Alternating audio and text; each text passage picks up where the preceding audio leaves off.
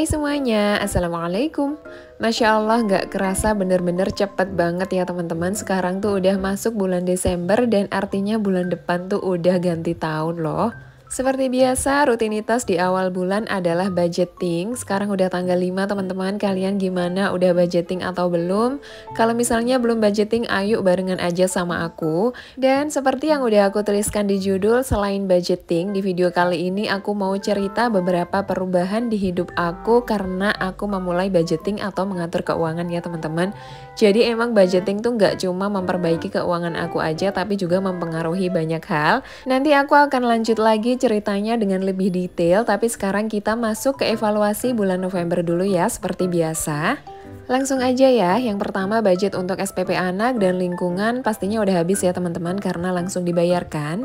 Budget listrik juga habis karena langsung dibelikan token. Lanjut ke budget PDAM juga habis ya teman-teman, 50.000. Kemudian budget wifi dan pulsa juga habis 600.000. Budget galon dan LPG terpakai 140.000 dari yang seharusnya 150.000.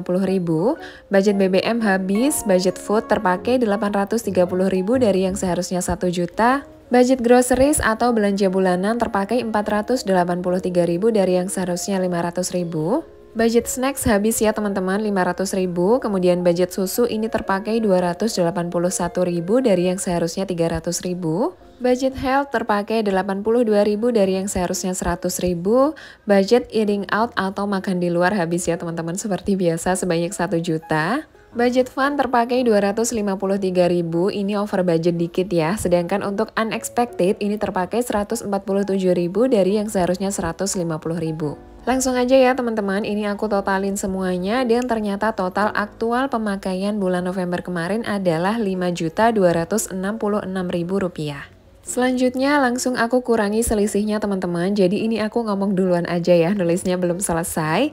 Jadi sisa untuk budget bulan November 2022 adalah 234.000. Alhamdulillah walaupun gak banyak masih ada sisanya, pokoknya disyukuri aja ya teman-teman selama kebutuhan dan kewajiban kita itu semuanya udah dibayarkan dan terpenuhi. Pokoknya bagaimanapun kondisinya jangan lupa untuk selalu bersyukur ya teman-teman, karena menurutku ya kalau kita bersyukur rasanya semua masalah yang berat pun itu rasanya jadi semakin ringan.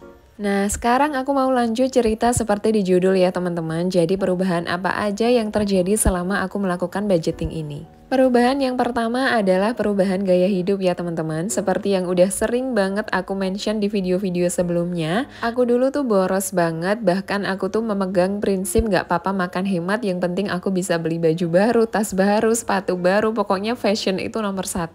Sebenarnya gaya hidup seperti itu tuh akibat aku tidak bisa membedakan mana yang kebutuhan dan keinginan ya teman-teman. Justru pengeluaran aku tuh paling banyak untuk keinginan bukan untuk kebutuhan. Dan ternyata kebiasaan buruk itu tuh sempat ke bawah sampai di awal-awal aku menikah dulu. Jadi buat makan tuh hemat banget, tapi hampir setiap hari tuh ada paket datang, entah itu jilbab lah, baju lah, apalah, pokoknya ada aja. Dan Masya Allah ternyata kebiasaan buruk itu tuh bisa berhenti sejak aku melakukan budgeting 2 tahun yang lalu teman-teman. Dan saat aku mulai bikin list pengeluaran, aku tuh kaget banget karena ternyata pengeluaran aku buat beli barang-barang fashion itu tuh banyak banget teman-teman. Bahkan itu lebih dari 50% uang nafkah dari suami aku. Padahal di uang nafkah itu tuh ada banyak kebutuhan yang harus dipenuhi, tapi ternyata aku tuh lebih mengutamakan untuk belanja-belanja barang yang sebenarnya nggak berfaedah. Dulu tuh sempat juga mikir ngapain sih mencatat keuangan kayak gini, kayak ribet banget, ngapain sih harus hitung-hitungan kayak gitu kan. Ternyata pemikiran kayak gitu tuh nggak cocok teman-teman buat aku pribadi, karena kenyataannya emang uang aku tuh sebagian besar dipakai bukan buat sedekah, bukan buat makan, tapi buat belanja. Jadi kalau aku tetap egois, memaksakan gak mau mengatur keuangan, gak mau bikin list pengeluaran, pasti ujung-ujungnya akan terulang lagi teman-teman. Jadi uang aku hanya untuk beli barang-barang yang gak berfaedah aja. Perubahan yang kedua sejak aku melakukan budgeting adalah aku dan suami Masya Allah Alhamdulillah jadi punya tabungan teman-teman. Walaupun mungkin nominalnya gak banyak ya, paling gak kami tuh punya uang yang bisa buat jaga-jaga dan bisa dipakai untuk hal yang lain. Misalnya kalau ada saudara yang emang lagi butuh, itu kita biasanya juga ambil dari uang tabungan teman-teman. Alhamdulillah walaupun mungkin gak banyak masih bisa bantu dikit-dikit. Kalau dulu mah boro-boro ya teman-teman mau bantuin orang lain, buat diri sendiri aja tuh masih bingung banget dan sering bokek di akhir bulan, ya Allah. Jadi secara nggak langsung budgeting atau mengatur keuangan kayak gini tuh sangat membantu aku dan suami untuk bisa bersedekah lebih banyak ya teman-teman dibandingkan dulu. Makanya kalau ada orang lain yang ngomong budgeting ini bikin kita pelit, budgeting ini bikin kita perhitungan, aku sama sekali nggak setuju ya teman-teman. Karena itu sebenarnya tergantung ya kita mau melihat dari sudut pandang yang mana.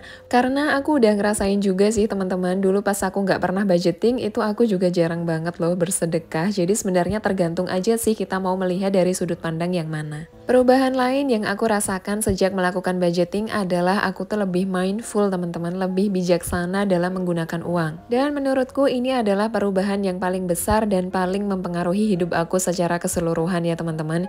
Jadi sekarang tuh aku lebih tahu kapan uang ini harus dikeluarkan dan kapan uang ini harus disimpan. Intinya setelah melakukan budgeting selama 2 tahun ini, aku tuh jadi lebih paham teman-teman bahwa nggak selamanya menyimpan uang itu lebih baik dan sebaliknya nggak selamanya mengeluarkan uang terus-menerus itu juga lebih baik. Jadi emang harus tahu sih kapan uang itu harus dikeluarkan dan disimpan. Menurutku budgeting ini adalah proses panjang yang memang bisa merubah hidup seseorang ya teman-teman. Karena secara nggak langsung uang itu juga berhubungan dengan banyak hal di hidup kita. Seperti yang kita tahu kalau kita bijak menggunakan uang, uang itu kadang bisa membuat suatu keluarga itu menjadi lebih erat.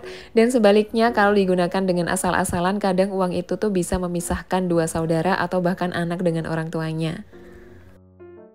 Jadi gitu ya teman-teman, sedikit cerita aku tentang bagaimana budgeting merubah banyak hal di hidup aku. Sekarang kita balik lagi ke videonya dulu ya. Tadi uang sisa budget November udah aku masukin ke challenge 50 amplop seperti biasa. Dan alhamdulillah bulan ini aku bisa mengisi 2 amplop. Nah, ini kita udah masuk ke budgeting bulan Desember 2022. Sebenarnya budgeting bulan ini garis besarnya masih sama seperti bulan kemarin. Yang pertama ada kategori giving, ada untuk orang tua dan sedekah seperti biasa nominalnya kita skip aja. Yang kedua ada kategori saving.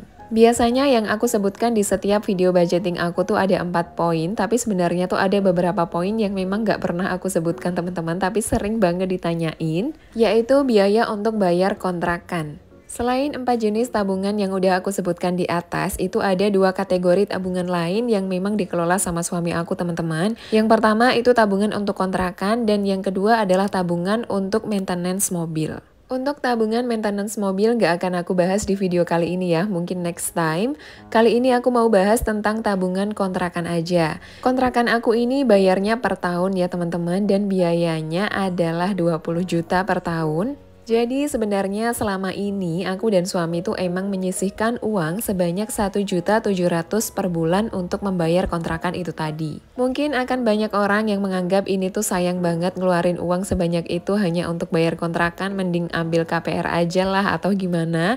Tapi balik lagi ya teman-teman ke keyakinan masing-masing, jadi aku dan suami emang gak mau berhutang. Dan sejak awal menikah pun kami tuh emang selalu punya budget khusus untuk bayar kontrakan karena seperti yang udah sering banget aku bilang, aku dan suami tuh hidupnya berpindah-pindah teman-teman. Jadi nggak mungkin juga kan setiap kali pindah beli rumah baru, pasti mau nggak mau aku dan suami itu selalu ngontrak. Jadi gitu ya, pokoknya setiap pekerjaan tuh pasti ada ceritanya masing-masing. Intinya kita harus selalu berdoa semoga Allah mencukupkan semua kebutuhan kita ya teman-teman. Entah itu kebutuhannya harganya naik seberapapun, tetap berdoa semoga kita dimampukan untuk membeli kebutuhan itu. Sekarang kita balik lagi ke videonya ya, udah ketinggalan jauh banget ini. Di kategori saving masih sama seperti bulan kemarin ya teman-teman, gak banyak yang berubah.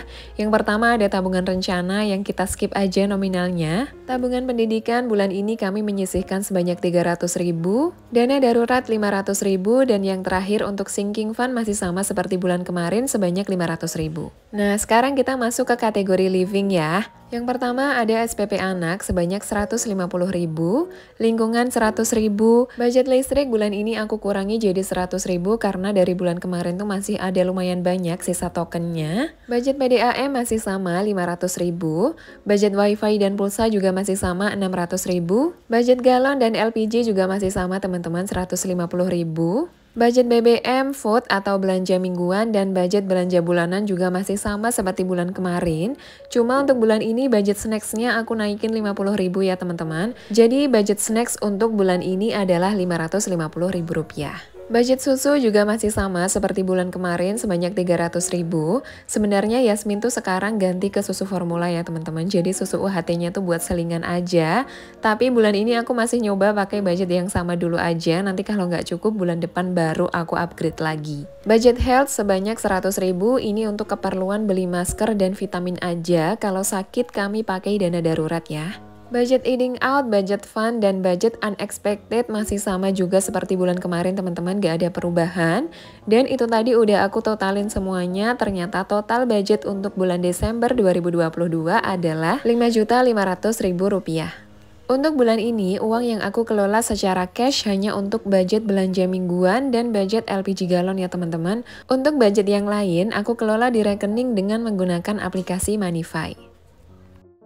Alhamdulillah budgeting bulan Desembernya udah selesai, rasanya lega banget. Tinggal satu lagi ya teman-teman, yaitu mengisi sinking fund. Seperti yang udah aku tuliskan di awal budgeting tadi, untuk bulan ini budget sinking fund sebanyak 500.000 dan itu aku pakai untuk mengisi 3 jenis sinking fund. Yang pertama ada sinking fund perintilan dapur, yang ini tuh sempat terhenti beberapa bulan, sekarang aku lanjutin lagi. Bulan ini aku mau mengisi sebanyak 1 kolom dengan total uang 100.000 teman-teman, dan langsung aja aku masukin ke dalam binder aku seperti biasa. Perintilan sinking fund dapur ini nanti kalau udah selesai, rencananya aku tuh pengen beli panci set teman-teman, dan ini sambil aku ngasih jeda ke diri aku sendiri. Kira-kira aku tuh emang beneran butuh panci itu atau cuma impulsif buying aja, jadi ini nabungnya pelan-pelan aja 100.000 per bulan. Selanjutnya ada sinking fund lebaran, bulan ini aku juga mengisi sebanyak 1 kolom dan totalnya adalah 200.000. Langsung aja aku masukin ke dalam binder juga. Kebutuhan lebaran tuh banyak banget, kadang tuh walaupun udah ada THR rasanya kayak masih kurang gitu loh teman-teman. Jadi ini penting banget sih buat kalian yang punya THR ataupun enggak. Ayo deh cobain bikin sinking fund kayak gini mulai sekarang, ringan banget rasanya tuh dan lumayan banget juga dapatnya kalau kita tuh telaten dan konsisten. Yang terakhir itu tadi ada sinking fund lebaran teman-teman, aku juga mengisi 1 kolom sebanyak 200.000. Alhamdulillah gak kerasa udah selesai budgetingnya teman-teman. Terima kasih ya yang udah nonton videonya sampai selesai. Semoga ada sedikit manfaat yang bisa diambil dari apa yang aku share hari ini. Sampai ketemu di video selanjutnya ya. Wassalamualaikum.